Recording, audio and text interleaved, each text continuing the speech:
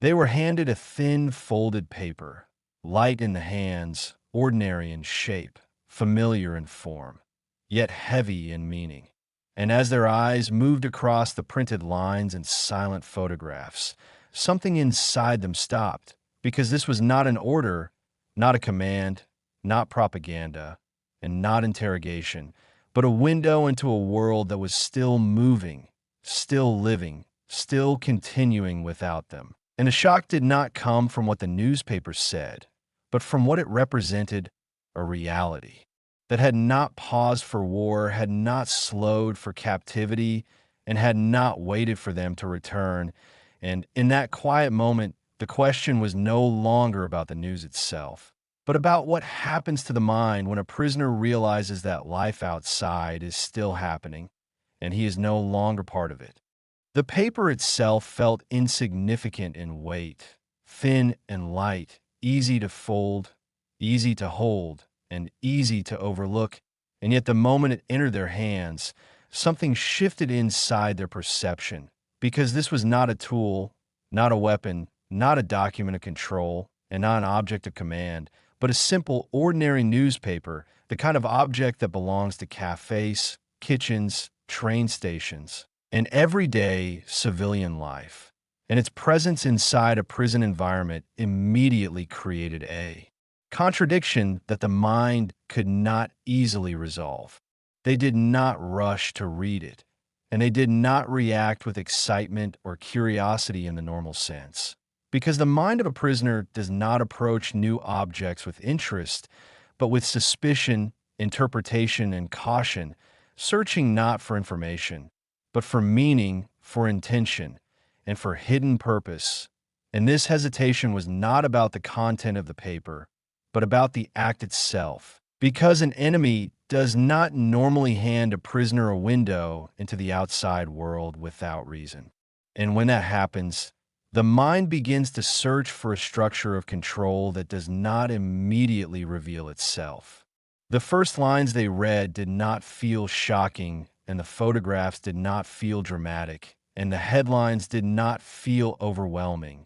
But the deeper impact did not come from any specific story, but from the existence of a newspaper itself, because it represented continuity, movement, and normal life, a world that still functioned beyond the fences, beyond the camp, and beyond their captivity. And that realization created a quiet internal tension, because the mind suddenly became aware that life was not paused, not frozen, and not waiting. This awareness did not produce anger, and it did not produce despair, but a form of psychological stillness, because when a person realizes that the world continues without them, the self begins to feel suspended, disconnected from the flow of time, and separated from the natural rhythm of existence. And this separation does not feel dramatic, but hollow, like standing outside a moving current and watching it pass without being able to enter. They began to read more slowly, not because the text was difficult, but because the act of reading itself had become heavy with meaning, because every line represented a world that still had routines, schedules, concerns, and ordinary problems. And this ordinariness was more unsettling than violence, because violence belongs to war, but normal life belongs to peace, and peace is something a prisoner is no longer part of. And being confronted with it creates a psychological gap that the mind cannot easily bridge. The faces in the photographs did not look like enemies, and they did not look like soldiers, but like civilians living their lives, working, walking, smiling, and existing inside a world that felt whole, complete, and uninterrupted. And this wholeness created a silent contrast with their own fragmented existence, because captivity breaks continuity, breaks narrative, and breaks personal timelines. And when a broken timeline encounters a continuous one, the self becomes aware of its own incompleteness. They were no longer just prisoners reading news, but individuals witnessing a reality that did not include them. And this exclusion was not enforced by guards or fences, but by time itself, because time was moving forward outside the camp, and inside the camp it felt suspended, repetitive, and circular. And this contrast created a psychological dissonance that slowly reshaped how they understood their place in the world. This moment did not feel like information, but like displacement, not like learning, but like separation, not like knowledge, but like awareness, because awareness of exclusion is more powerful than any physical restriction. And once the mind becomes aware that it exists outside the natural flow of life, identity begins to shift, because identity depends on belonging, continuity, and participation, and all three were now visibly absent. They continued to hold the paper, but it no longer felt like an object. It felt like a boundary, a thin, fragile boundary between two realities, one moving and alive, and one static and suspended. And this boundary did not exist physically, but psychologically, because it lived inside perception rather than space. This was the first stage of a deeper transformation, not marked by fear, not marked by violence, and not marked by force, but by realization, because realization changes the mind more quietly than trauma and more deeply than shock.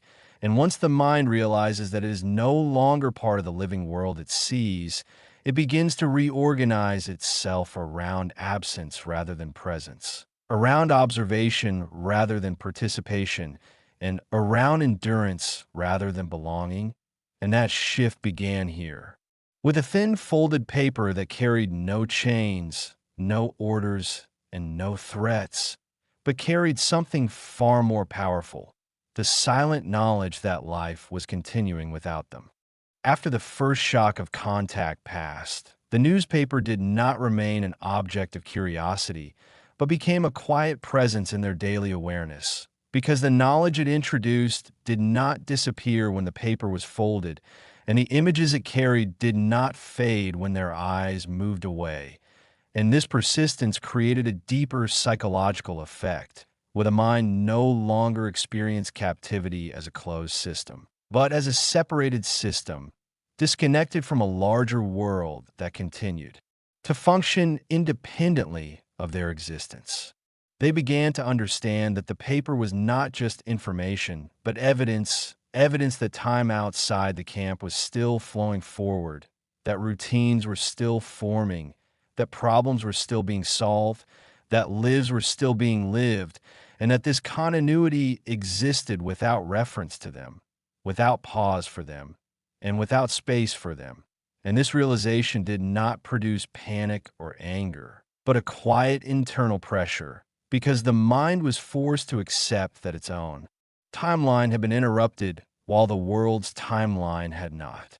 What made this realization heavy was not the scale of the events described, but their ordinariness, because ordinary news carries a different kind of power, since it shows a world that is stable, structured, and ongoing, a world where life has not collapsed into chaos, but continues through routines, habits, and small daily concerns.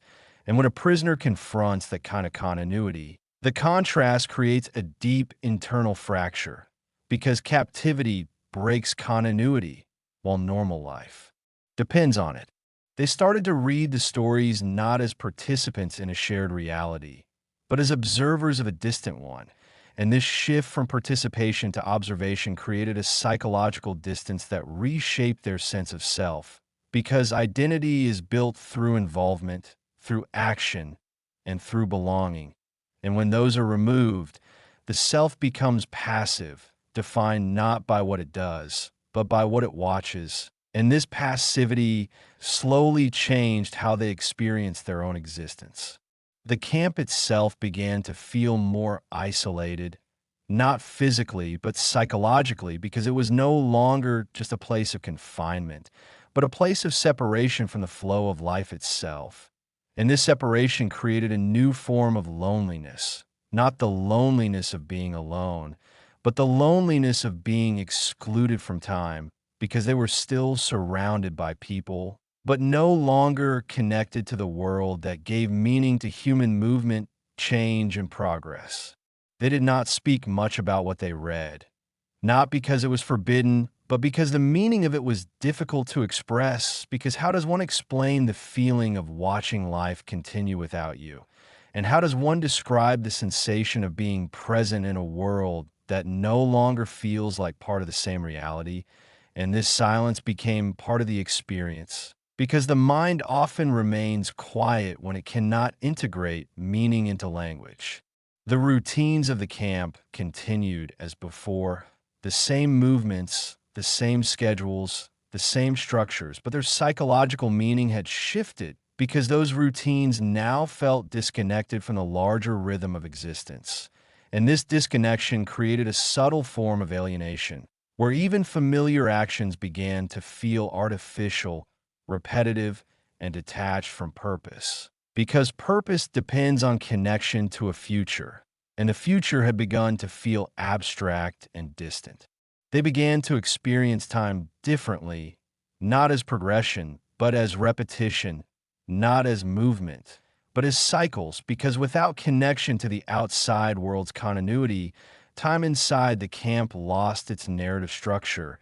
And when time loses narrative, identity loses direction, because the self is built through story, and story requires forward motion, and forward motion no longer felt real. This created a psychological shift where survival replaced living, not in a physical sense, but in a mental one, because their existence became centered on maintenance rather than meaning, on endurance rather than purpose, and on stability rather than transformation. And this internal narrowing of life made the world feel smaller, quieter, and emotionally flatter. They were still alive, still aware, and still present, but they were no longer part of the same reality they were reading about. And this separation slowly reshaped how they saw themselves. Because once a person no longer feels part of the world's movement, the self begins to withdraw from it. And when the self withdraws, identity begins to shrink, becoming defined more by absence than by presence, more by waiting than by acting, and more by observation than by participation. By this stage, the newspaper was no longer an object, but a symbol of a moving world and a suspended life. And that contrast had begun to reorganize their internal reality, because the mind cannot live inside a contradiction without adapting. And this adaptation was not dramatic, not visible, and not violent, but quiet, slow, and internal, where the self gradually adjusted to a reality in which life continued elsewhere, and existence here became something to endure rather than something to live. As the awareness of separation settled deeper into their minds, something began to change, not in how they saw the world, but in how they felt themselves inside it. Because the mind cannot remain connected to a reality it no longer feels part of without reshaping its internal structure. And this reshaping does not happen through collapse or crisis, but through quiet psychological withdrawal, where the self slowly reduces its emotional reach in order to survive inside a world that no longer offers belonging.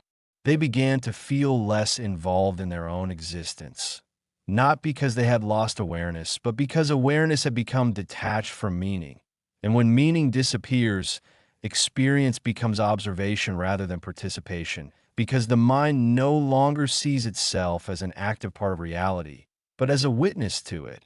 And this shift from being to watching created a deep internal distance between the self and the world, where life no longer felt like something they were inside, but something they were looking at from the outside. Their thoughts became quieter, not calmer, but flatter, because emotional intensity requires connection, and connection had begun to fade, replaced by a form of psychological neutrality where feelings were present but weak, reactions were present but slow, and inner life became reduced to maintenance rather than expression, because the mind chooses stability when meaning becomes too heavy to carry. They no longer experienced captivity as something that was happening to them in a dramatic sense, but as a condition that simply existed, like weather or landscape, something present but no longer emotionally charged. And this emotional neutralization marked a dangerous psychological stage, because suffering creates resistance, and resistance preserves identity, but normalization dissolves it. And what had once been experienced as injustice was slowly becoming experienced as environment. This internal shift created a strange form of calm, not the calm of peace, but the calm of disconnection, where the mind reduces its engagement with reality in order to protect itself from contradiction, because contradiction exhausts the psyche, and the simplest way to escape exhaustion is withdrawal. And this withdrawal did not look like despair, but like emotional shrinking, where the inner world became smaller, simpler, and quieter. They began to feel distant from their own memories, because memory requires emotional connection to remain alive. And when connection fades, memory loses its power, and the past begins to feel less like personal history and more like a story that belongs to someone else. And this created a subtle identity fracture, where the self no longer felt continuous across time, but fragmented into disconnected moments that did not fully relate to each other. The future also lost its shape, not because they no longer wanted one, but because the mind no longer knew how to imagine a future that felt real, since the present itself had become psychologically suspended. And when the present feels suspended, the future feels abstract, distant, and unreal.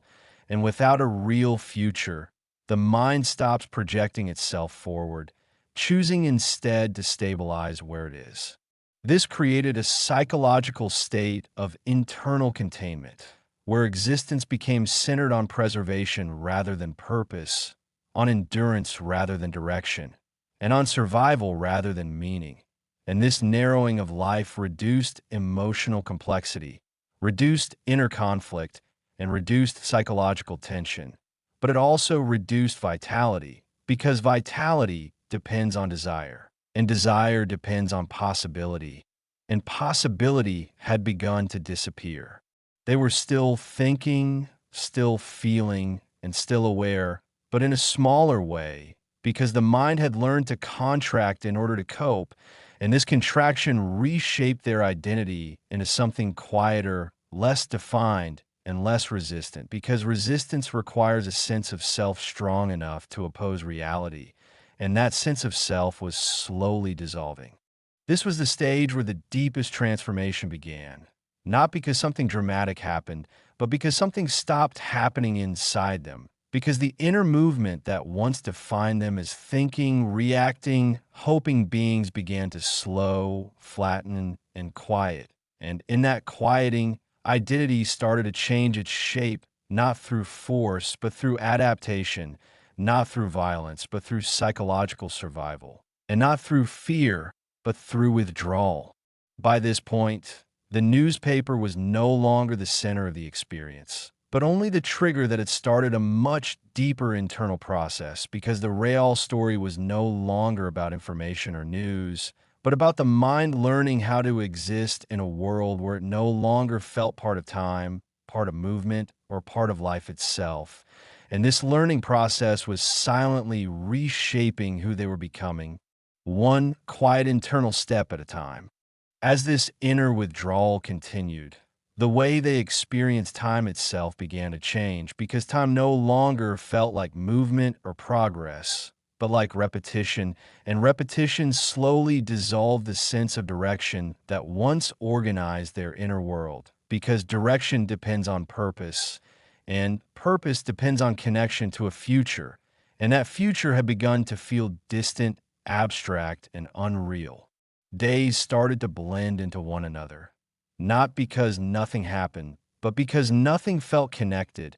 And when events are not connected, they lose narrative, and when narrative disappears, time loses structure, because time is not measured only by clocks, but by meaning, and meaning had begun to thin, flatten, and fade, leaving behind a sequence of moments that existed without story. The routines of the camp continued as before, the same movements, the same schedules, the same spaces, but their psychological function had changed because routine was no longer a system of order, but a system of containment, a way of holding the mind in place, stabilizing it, preventing it from drifting too far into uncertainty. And this containment felt safer than confusion, because confusion demanded interpretation, while routine demanded nothing. They began to live inside patterns rather than intentions, inside habits rather than choices, because choice requires belief in possibility, and possibility requires a future that feels reachable, and that future no longer felt real enough to organize their inner lives around it. So the mind chose the present instead, a present that was predictable, repetitive, and emotionally neutral. This emotional neutrality did not feel like peace, but like suspension, because peace contains meaning and rest, while suspension contains emptiness and stillness. And this stillness slowly became the dominant inner state, where reactions softened, urgency disappeared, and emotional intensity flattened, not because suffering had ended, but because the mind had learned to survive by reducing its emotional range. The world outside the camp, the world described in the newspaper, the world that continued to move, change, and transform, began to feel unreal, distant, and abstract, like a story belonging to another reality. Because when the mind loses its connection to time, it also loses its connection to movement. And when movement disappears, life itself begins to feel static. They no longer felt part of a shared human rhythm, because that rhythm is created by change, growth, and continuity, and their existence had become defined by stillness, repetition, and psychological containment. And this separation created a deep internal isolation, not from people, but from time itself, because they were no longer moving with the world, but existing beside it. The past began to feel less alive, because memory requires emotional connection to remain vivid, and that connection had weakened, and the future began to feel less imaginable, because imagination requires a sense of possibility, and possibility had faded, and the present became the only psychological space that felt real, but it was a present without depth, without direction, and without narrative. This created a quiet psychological enclosure, where existence became small, contained, and internal, and the mind reorganized itself around stability rather than meaning. Because stability reduces anxiety, and anxiety had become too heavy to sustain, and this reorganization did not feel like defeat, but like adaptation, because the mind will always choose a form of survival over a form of collapse. By this stage, captivity no longer needed to define itself through walls, rules, or authority, because it had begun to define itself through time, through repetition, and through psychological stillness. And when time itself becomes the structure of confinement, the prison no longer feels like a place. It feels like a condition that exists inside perception rather than space. They were still physically present in the camp, still surrounded by fences and barracks, but psychologically they were living in a world where time no longer carried meaning, movement no longer carried purpose, and the future no longer carried shape. And in that world, captivity was no longer something that happened to them, but something they existed inside, quietly, continuously, and without resistance. By the time this process reached its deepest stage, the inner struggle that once defined their existence no longer felt like a conflict, not because it had been resolved, but because it had slowly dissolved. And when struggle dissolves, it does not leave peace behind. It leaves silence, because the mind no longer knows what it is meant to oppose, and without opposition, identity begins to lose its sharp edges and its clear boundaries. They no longer experience captivity as an act of injustice that demanded emotional reaction, because emotional reaction depends on contrast, and contrast had disappeared, replaced by a psychological environment that felt stable, predictable, and emotionally flat. And this stability did not feel comforting, but familiar, because familiarity reduces inner tension even when the situation itself remains unchanged. Hope itself began to change its form, not vanishing suddenly, but thinning quietly, because hope requires a future that feels different from the present, and the present no longer felt unbearable enough to demand a different future. And when the present becomes tolerable, the mind stops projecting itself forward and begins to settle where it is, not out of contentment, but out of adaptation. Their inner world reorganized around routine rather than purpose, around predictability rather than meaning, and around psychological safety rather than freedom. Because safety reduces internal conflict, and when conflict disappears, resistance loses its foundation, and this loss did not feel like surrender, but like calm, a calm that carried no joy and no fulfillment, only stillness. The memory of who they had been before captivity began to feel distant, not painful, but detached, as if it belonged to another version of themselves. Because identity adapts to the environment it lives in, and over time the environment becomes the dominant reference point for the self. And when that happens, the old self fades quietly without being actively rejected. They were no longer defined by who they had been, and not yet defined by who they would become, but existed in a suspended state where identity had no clear direction, no strong narrative, and no emotional anchor. And this suspension did not feel chaotic, but empty, because emptiness requires less energy to maintain than conflict. This was the final transformation, not marked by collapse, not marked by breakdown, and not marked by visible defeat, but by psychological accommodation, where the mind no longer resisted the system, no longer questioned it, and no longer tried to change it, but learned to exist inside it with minimal internal friction, because friction had become too exhausting to sustain. They had not been broken by violence, and they had not been destroyed by fear, and they had not been crushed by suffering, but they had been reshaped by normalization, by routine, and by the slow internal restructuring of meaning, where captivity stopped being defined by walls and started being defined by perception. By the end of this process, captivity no longer needed to assert itself because it had become internal. And when captivity becomes internal, it no longer feels like a prison, it feels like reality. And when reality feels normal, resistance does not disappear through force, but through quiet adaptation, where the self becomes smaller, the mind becomes still, and identity reshapes itself not through trauma, but through silence. When the newspaper was folded and set aside, nothing in the camp had changed, and yet everything inside them had shifted, because what remained was not information, not headlines and not images, but the quiet realization that the world continued without them, and that their place inside it had become uncertain, distant, and fragile.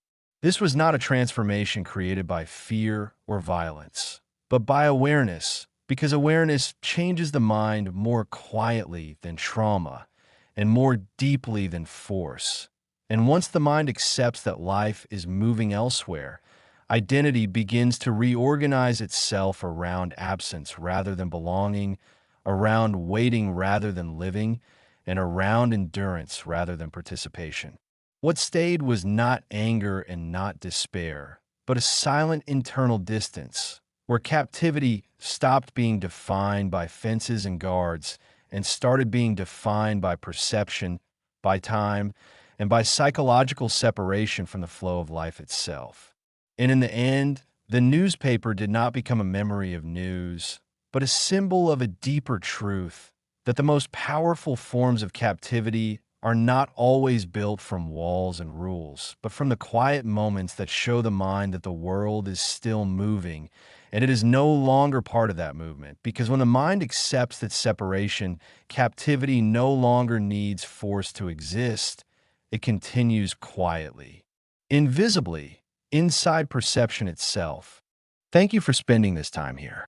If these quiet, true World War II stories matter to you, subscribing helps this channel continue.